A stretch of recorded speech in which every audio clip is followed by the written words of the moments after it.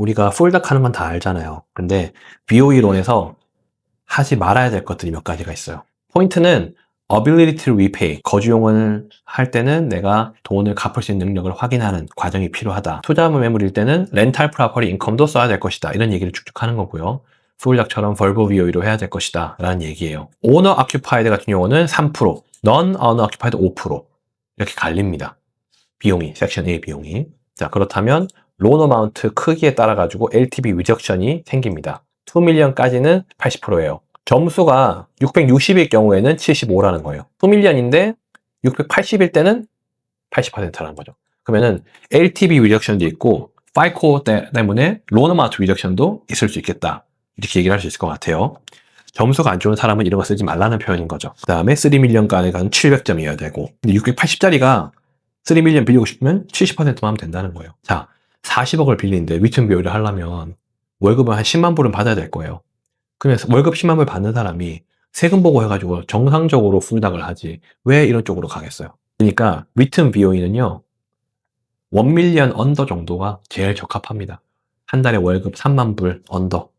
그 이상은 플래그가 막 생겨요. 40년 고정도 있고 7-year fix도 있는 거예요. 그러니까 우리가 보통 얘기할 때 30년 고정, 대출, 이자 이런 얘기 하잖아요. 싱글 패밀리에 BOE를 하고 700점 기준으로 볼게요. 만약에 저기 파인허스트, 풀러튼 집이 만약에 리스팅 됐어요. 1.5 리스팅이래요. 50만 불 다운을 하겠대. 그러면 이렇게 이제 작업이 나오거든요.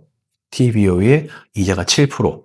이 점수가 만약에 780점 손님이라면 6.87호. 점수가 non QM 같은 경우는 그렇게 차이가 안 나요. 풀당만큼 영향이 없습니다. 한 칸 한 칸 차이가 non QM은 어마어마하죠. 커미션이. 그러니까 그것도 참고해 보시고요. 40 years 한번 볼까요? 7% 기준으로 40 years amortization은 $1밀리언 용자예요. 6114.31입니다. 30-year fixed로 본다면 똑같은 7%라고 할지라도 버는 돈은 비슷하죠. 근데 monthly payment이 438불 차이 나는 거죠. 그러니까 손님이 퀄리파이를 위해 가지고 우리가 이렇게 쓸 수도 있고 저렇게 쓸 수도 있겠죠. 그렇다면 1.5 밀리언 달러에 밀리언 달러 론이면은 한 2,500불 추가해요. 프로퍼티 텍스랑 홈오너스 인슈런스 하면. 그러면 2,500 더하기 monthly payment 9,000불. DTI 45 맞나요? 49.9까지네요. 그러면은 곱하기 2 반올림해서 19,000불. 한 달에 19,000불 오는 사람은 많으니까 BOE를 할 수는 있을 거예요. 밀리언 달러 론에 한 19,000불 필요합니다. 그러면 간단하게 생각하면 됩니다. 100만 불이면은 2만 불. 곱하기 2를 하세요. 그냥 곱하기 2 그다음에 곱하기 10. 그죠? 그렇게 하시면은 숫자가 탁탁 나올 것 같아요. 페이먼 샥. 페이먼 샥이 왜 얘기가 나왔냐면 저희 어제 오픈 모기지 거기서 이제 막 트레이닝을 했잖아요. 페이먼 샥에 대해서 강조를 했어요. 이거 아무나 쓸 수 있는 게 아니고 페이먼 샥 룰도 패스해야 돼. 125 페이먼 샥 or less. 이게 뭐냐면요. 내가 5,000불 렌트 사는 사람이라면 모기지 페이먼이 6,250은 넘어서면 안 돼 라는 뜻이에요. 그 말은 3,000불 렌트 사는 사람이 갑자기 6,000불 페이먼을 겟할 수가 없다. 그러니까 인컴 리밋이 없어요. 아큐펜시 리밋밖에 없으니까 악한 마음 먹고 30만 불짜리 저기 베이커스필드에 살 수도 있다는 거예요. 이 프로그램 가지고. 근데 그거를 탁 캡하는 게 이 페이먼 샥이에요. 우리가 내는 거에다가 더 이상을 낼 수 없다라는 하드스탑을 딱 걸어놓은 겁니다. 그러면은 부모님 집에서 살고 있는 혹은 페이먼이 없는 집에 살고 있는 뭐 예를 들어 여자친구가 아니 남자친구가 third party가 이거 하우징 페이먼 대신 내주고 있어서 나는 나가는 게 없다라고 할지라도 이 프로그램은 갈 수 있다라는 거예요. 이게 왜 중요하냐면 다른 프로그램들은 이게 있거든요. 네. 중요하니까 넣어놓은 거예요. 언더라이팅 같은 경우는 어떤 타입의 집이 됩니다. 4유닛도 된다라고 하는 거고 A커도 10A커를 넘어서면 안 된다. 왜 그러냐면 저기 동부 가잖아요. 그러면 3, 4A커들 집들 많아요. 내가 하는 그 occupying 유닛 말고 뒷뜰이 막 2A커 이러는 거예요. 그런 집들이 있어요. multiple parcel 이거는 뭐냐면 이제 뭐 2유닛, 3유닛 이렇게 디비전 나눠 있는 집들 아니면 멀티 유닛이었는데 다 허물고 큰 집 하나 딱 지으면은 그런 바이올레이션 되는 그런 게 있습니다. 이건 뭐냐면 may not be any governmental restriction 개발 못하는 지역들이 있어요. 히스토리컬 이런 애들 있죠. 거기 거는 요거가 안 될 수도 있다라는 표현인 거예요. 막말로 문제 생겼을 때 뭐 예를 들어 총알 자국이 탁 있어요. 벽돌에. 이거를 없애고 깨끗하게 해야 되는데 못하는 집들이 있다면 그건 대출이 안 된다라고 얘기를 하는 거고 ADU 같은 경우도 원 ADU는 되는데 주니어 ADU는 안 돼요. 만약에 legal discretion에다가 single family라고 돼 있거나 2unit으로 돼 있다면 가능한데 아니라면 안 된다. 뭐 이렇게 얘기를 하는 거고요.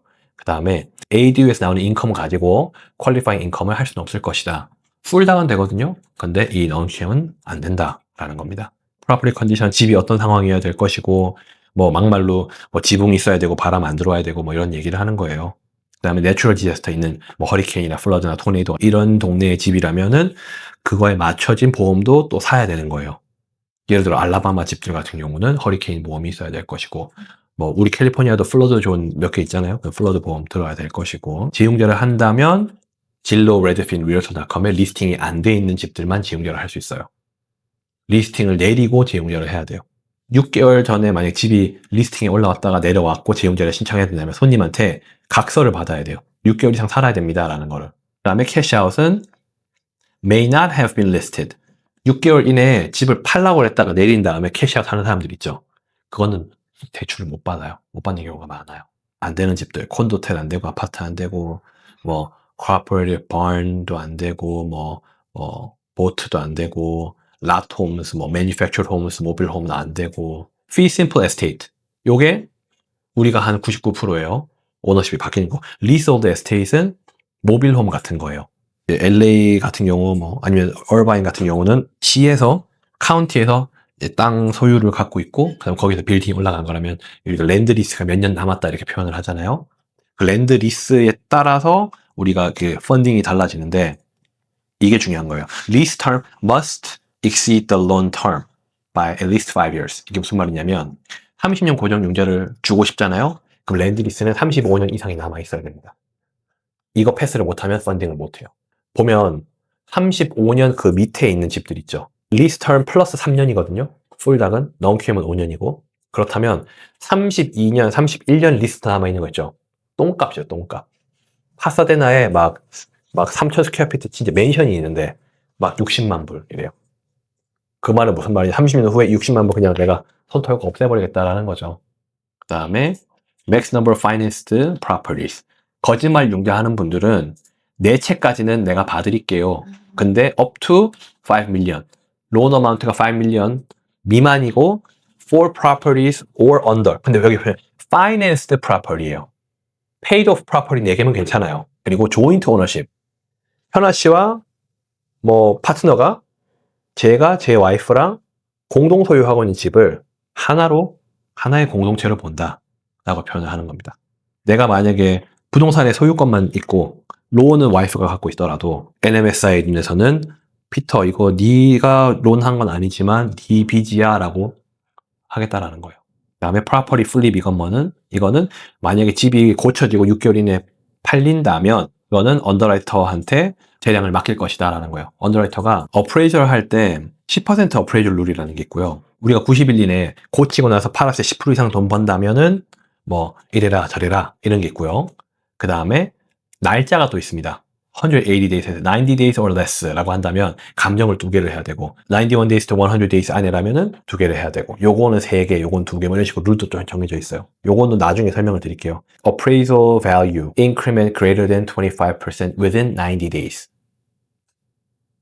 그거랑 매치가 되는 겁니다. 2 million under는 감정 하나 2 million 이상 대출 금액이 올라가면 to appraisal 입니다. 그 다음에 한 번 감정한 거는 6개월 동안 쓸 수 있고요. 4개월 전에 어프레이저를 한 거라면 업데이트만 한번 받으면 돼요. 베니맥 업데이트. 이거는 뭐냐면 감정사를 우리가 돈 주고 매수할 수 있잖아요. 불법인데 혹시나 할 수도 있잖아요. 그러니까 디지털 어프레이저 리포트를 돌려요. 그거를 우리가 이 third party appraisal 혹은 CDA report라고 불러요. 데스크 리뷰 CDA report 이렇게 부르는데 이게 뭐냐면 주소 찍고 시스템이 탁 주는 거예요. 그래서 만약에 이 숫자가 진짜 리포트랑 너무 차이가 난다면 펀딩 못합니다 라는 거죠. 그 다음에 home equity combined loan to value 뭐 2차나 3차나 junior lien이 있다면 payment must be included in the DTI ratio. CLTV must not exceed the program guideline. 이게 무슨 말이냐면 우리가 LTV 80까지 된다 그랬죠. 만약에 2차로 10%를 갖고 있었다면 LTV 80, CLTV 90이 되는 거예요. 여기서는 CLTV도 우리 가이드라인에 맞춰서 80 언더로 갖고 와라 라는 의미인 겁니다. 밸류 시즈닝은 이제 만약에 내가 이 집을 소유한 지 12개월 미만이라면 재용자를 만약에 저희가 할 때 집 샀던 가격과 감정값 중에서 더 낮은 금액을 기준으로 할 것이고요. 12개월 이상 소유를 했다 그러면은 감정가를 기준으로 LTV가 다시 한번 리이밸류에이션이 될 거다라는 겁니다. 이럴 수는 있어요. 얼바인에 내가 1밀리언 콘도를 샀는데 갑자기 막 부밍이 생겨서 3개월 후에 1.5 밀리언이 된 거예요. 그러면 내 입장에서는 야 3개월 만에 에퀴티 50% 벌었네, 50만 불 벌었네 싶어서 캐시아웃을 해서 돈을 뺄 수도 있을 텐데 이런 프로그램을 쓸 때는 12개월 룰이 적용이 된다는 거죠.